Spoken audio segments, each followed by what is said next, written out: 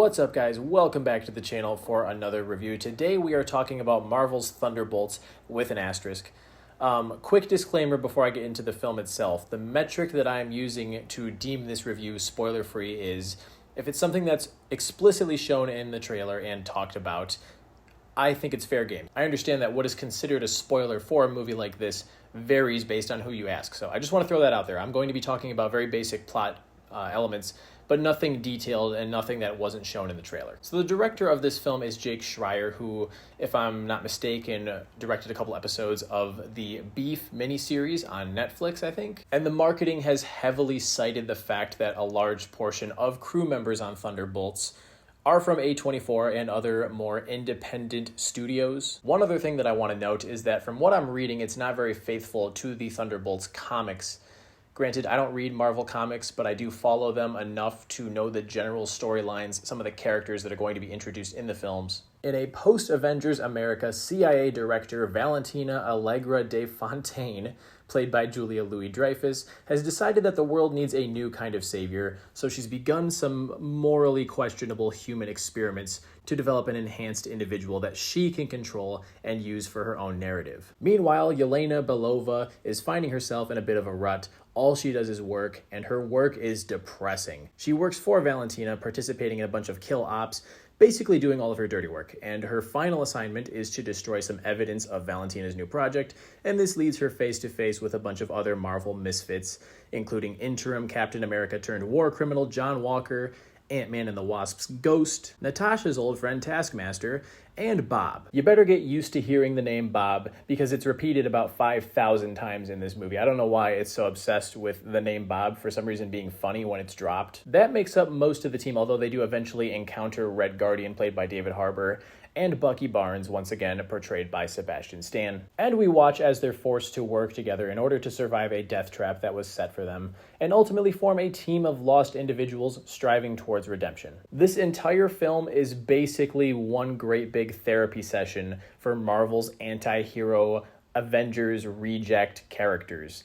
That'll only make sense once you've seen the film, but at its core, that's a pretty accurate summary. The easiest comparison to make is The Suicide Squad, directed by James Gunn, and I think that did a far better job of giving an equal story weight to each character.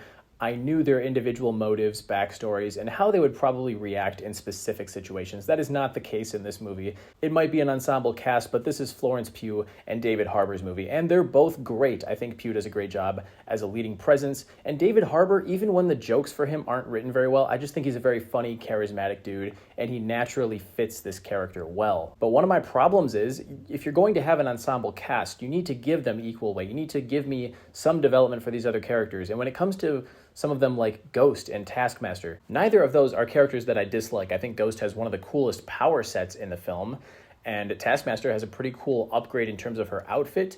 They're given practically nothing to do in this entire movie. Once again, I'm going to tread lightly because I don't know what exactly might be deemed as a spoiler, but Bob, I think, was my favorite character. He was easily the most interesting and has a lot of morally ambiguous elements to him. And going back to the cast, I think Louis Pullman completes this trifecta with Pugh and Harbour. These three actors do a lot of the heavy lifting in some of these scenes. But perhaps what compelled me most about Thunderbolts is how grounded it is. The best scene in the entire movie has no visual effects, no jokes, just two characters standing by the side of the road having a truly meaningful exchange that actually made me feel something, and that has been missing from a lot of Marvel films in recent memory. Barring Guardians of the Galaxy Volume 3 and Spider-Man No Way Home, I think both of those had some good emotion. I think you can tell from what I've said so far that I enjoyed Thunderbolts, but it does have some major problems, most notably this character Valentina, played by Julia Louis-Dreyfus.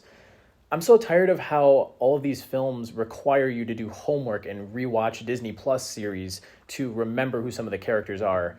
But that's besides the point. Even if you approach her as a character solely in this story, she is so outwardly cartoonish that every scene in which she's present, it clashes, her style clashes with the heavier tone that it's going for. And she is our Amanda Waller, if you will. She's supposed to be extremely clever, but some of her plans, despite sort of working, require a lot of plot conveniences. For instance, the first act, the way all of these characters come together should not have happened that way. It is by complete luck that it did. Well, maybe I shouldn't say luck, more so incompetence on Valentina's part. And as much as I was satisfied with the darker approach to the material and the way this movie dips its toes into exploring self-worth, guilt, loneliness, there are scenes in which the humor falls flat and undercuts the dramatic scenes, and that's an extremely recurrent criticism of films under the Marvel umbrella. It's less of a problem here than it has been in the past, and it's a step in the right direction, but it's still there nonetheless. The pacing is relatively good, but there is this feeling around the midpoint in the second act,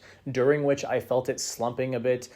I feel like the screenwriters didn't really know what to do with the characters to get them from the first act to the location that they need to be for the rest of the movie, and so we just have a bunch of banter between them, some of which works and some of it doesn't. But something that I think is very worth mentioning, especially when it comes to this franchise, is that a lot of the Marvel films in phases 4 and 5 have felt like just an appetizer for the next thing, which is then an appetizer for the next thing and the next thing. For the most part, this actually felt like maybe 80% of a self-contained story with a beginning, middle, and end.